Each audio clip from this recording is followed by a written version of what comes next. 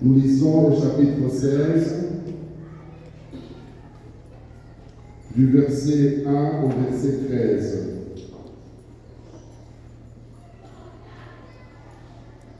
Jésus disait à ses disciples,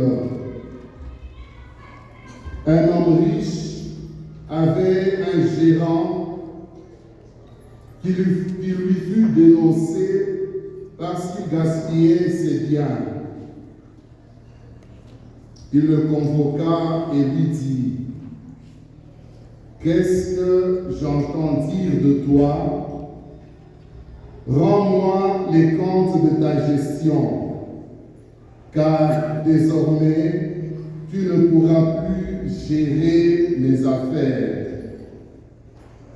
Le gérant pensa, « Que vais-je faire, puisque mon maître me retire la gérance?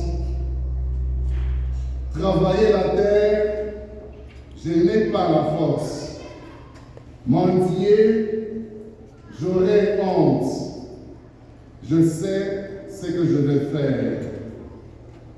Pour qu'une fois envoyé de ma gérance, je trouve des gens pour m'accueillir. » Alors, il fit alors venir un par un ceux qui avaient des dettes envers son maître. Il demanda au premier, « Combien dois-tu à mon maître?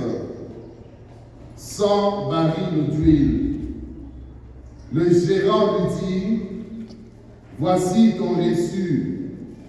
Vite, assieds-toi et écris 50. » Puis il demanda à un autre, « Et toi, combien dois-tu?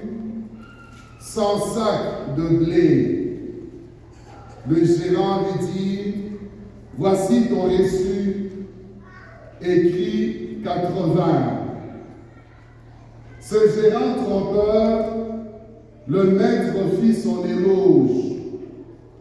Effectivement, il s'était montré habile, car les fils de ce monde sont plus habiles entre eux que les fils de la lumière.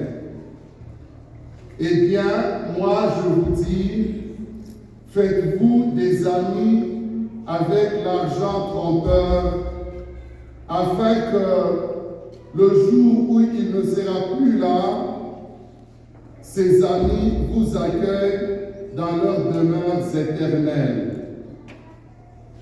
Celui qui est digne de confiance dans une toute petite affaire est digne de confiance aussi dans une grande.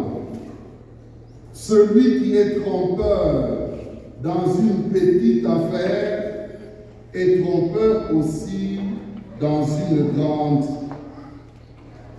Si vous avez été digne de confiance avec l'argent trompeur, si vous n'avez pas été digne de confiance avec l'argent trompeur, qui vous confiera? Si vous n'avez pas été digne de confiance pour des biens étrangers, le vôtre, qui vous le donnera?